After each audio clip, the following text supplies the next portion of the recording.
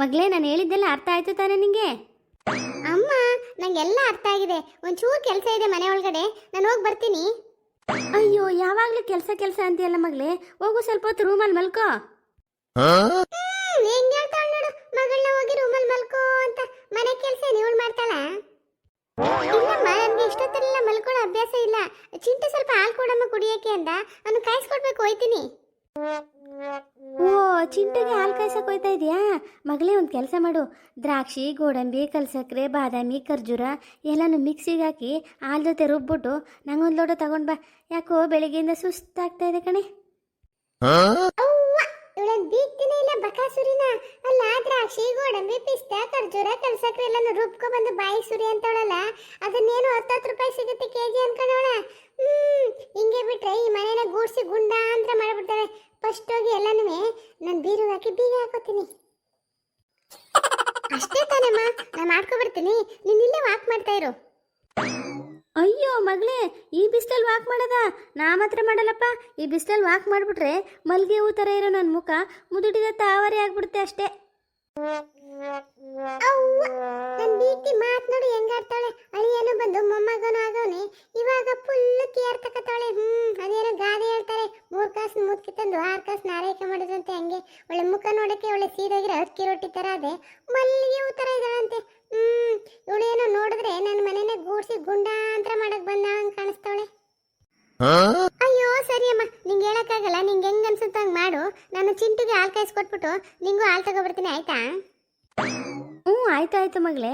ಇಲ್ಲಿ ತಣ್ಣ ಗಾಳಿ ಬೀಸ್ತಾ ಇದೆ, ನಾನು ಇಲ್ಲೇ ಚೇರ್ ಮೇಲೆ ಕೂತಿರ್ತೀನಿ, ನೀನು ಮಾಡ್ಕೊಂಡು ಬಾ. ಸರಿ ಅಮ್ಮ.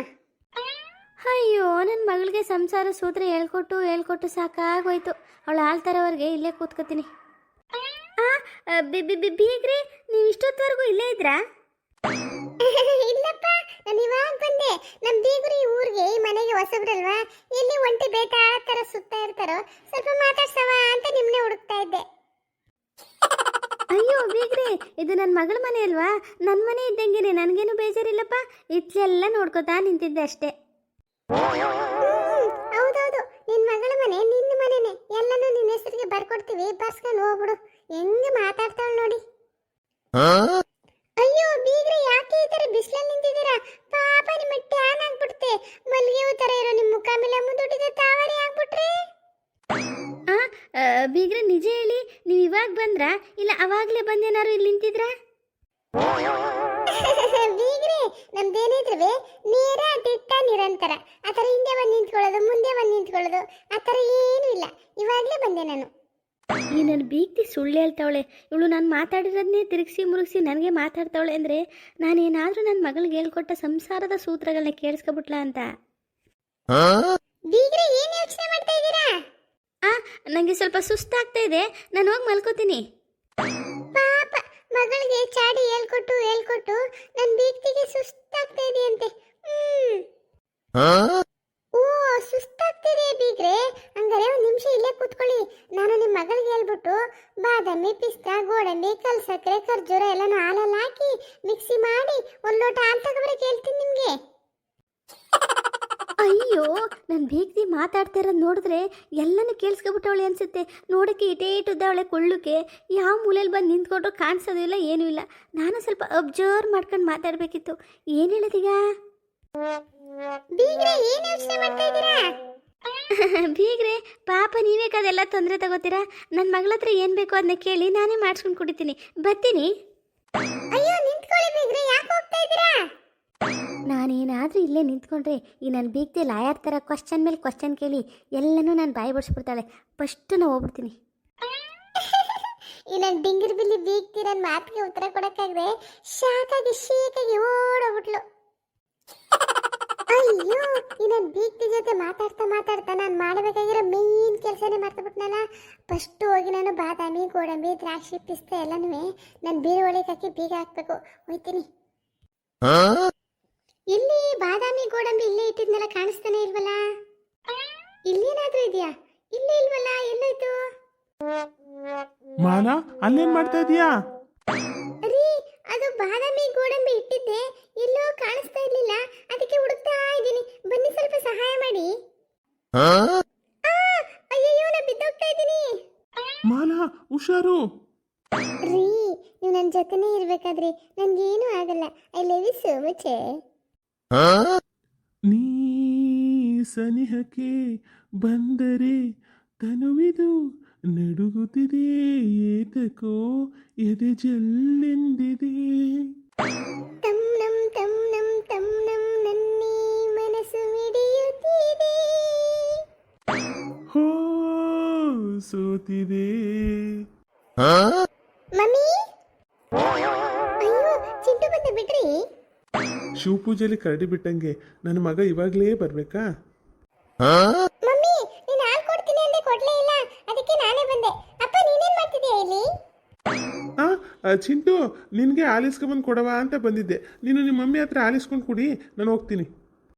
ಚಿಂಟು ನಿನ್ಗೆ ಹಾಲನ್ನ ನಾನು ಟೇಬಲ್ ಮೇಲೆ ಇಟ್ಟಿದ್ದೆ, ನೋಡ್ಲಿಲ್ಲ ನೀನು? ಅಲ್ಲೇ ಹಾಲಲ್ಲಿ ಇಟ್ಟಿದ್ದೀನಿ, ತಗೊಂಡು ಕುಡಿ ಹೋಗು. ಹೌದಾ ಮಮ್ಮಿ, ನಾನು ಅಲ್ಲಿ ನೋಡ್ಲಿಲ್ಲ ಅದಕ್ಕೆ ಬಂದೆ. ಸರಿ ಮಮ್ಮಿ, ನಾನು ಅಲ್ಲಿ ತಗೊಂಡು ಕುಡಿತೀನಿ. ಅಲ್ಲ ಬಾದಾಮಿ ಗೋಡಂಬಿನ ಎಷ್ಟು ಹುಡುಗರು ಸಿಗ್ತಾ ಇಲ್ವಲ್ಲ, ಎಲ್ಲಿ ಇಟ್ಬಿಟ್ಟು ನಾನು?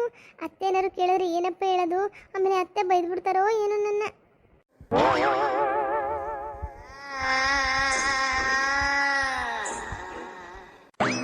ಮಾಲಾಶ್ರೀ, ಹೈ ಗಂಗಜ್ಜಿ, ನಾನು ಕಾಯ್ತಾ ಇದ್ದೆ ಎಲ್ಲಿ ನೀವು ನಾನು ಮಾತಾಡ್ಸಕ್ ಬಂದೇ ಇಲ್ಲ ಅಂತ. ಬನ್ನಿ ಬನ್ನಿ. ನೀನು ಹುಟ್ಟಿದ ಹಬ್ಬ ಎಲ್ಲ ಆಯ್ತಲ್ಲ, ನಿಂಗೆ ಖುಷಿ ಆಯ್ತಾ ಮಾಲಾಶ್ರೀ? ಅಯ್ಯೋ ಅದನ್ನ ಏನ್ ಕೇಳ್ತೀರಾ ಗಂಗಜ್ಜಿ, ನಂಗೆ ತುಂಬಾ ಖುಷಿ ಆಗ್ತಾ ಇದೆ. ನಾನು ಸಿಂಪಲ್ ಆಗಿ ಮಾಡಿ ಅಂತ ಕೇಳಿದ್ದು ನನ್ನ ಗಂಡನ್ನ, ಆದ್ರೆ ನಮ್ಮ ಅತ್ತೆ ಮಾವ ನನ್ನ ಗಂಡ ಎಲ್ಲ ಸೇರ್ಕೊಂಡು ಎಷ್ಟೊಂದು ಗ್ರ್ಯಾಂಡ್ ಆಗಿ ಮಾಡ್ಬಿಟ್ರಲ್ವಾ. I like you so much. ನನಗೂ ಅಷ್ಟೇನೆ, ನೀನು ಹುಟ್ಟಿದ ಹಬ್ಬ ನೋಡಿ ನಮ್ಮ ಮನೆಯವರೆಲ್ಲರ ಸಂಭ್ರಮ ನೋಡಿ ತುಂಬ ಖುಷಿ ಆಯಿತು ಮಾಲಾಶ್ರೀ. ಇದಕ್ಕೆಲ್ಲ ಕಾರಣ ನೀನೇ. ಅಯ್ಯೋ ಗಂಗಜ್ಜಿ, ನಾನೇ ಕಾರಣ ಆಗ್ತೀನಿ? ನೀವೇ ಕಾರಣ. ನೀವ್ ಹೇಳಿದಕ್ಕೆ ತಾನೇ ನಾನು ಹುಟ್ಟಿದ ಹಬ್ಬ ಮಾಡಿದ್ದು ಅತ್ತೆ ಮಾವ. ಹೌದು ಮಾಲಾಶ್ರೀ, ನೀನು ಹುಟ್ಟಿದ ಭಾಗಕ್ಕೆ ನಾನೇ ಕಾರಣ ಆಗಿರ್ಬೋದು, ಆದರೆ ಮನೆಗೆ ನಾನು ಬರೋಕ್ಕೆ ಕಾರಣ ಯಾರು ಹೇಳು? ನೀನೇ. ನೀನು ನನ್ನ ನೆನೆಸ್ಕೊಂಡು ಕರೆದಿದ್ದಕ್ಕೆ ತಾನೇ ನಾನು ಬಂದಿದ್ದು.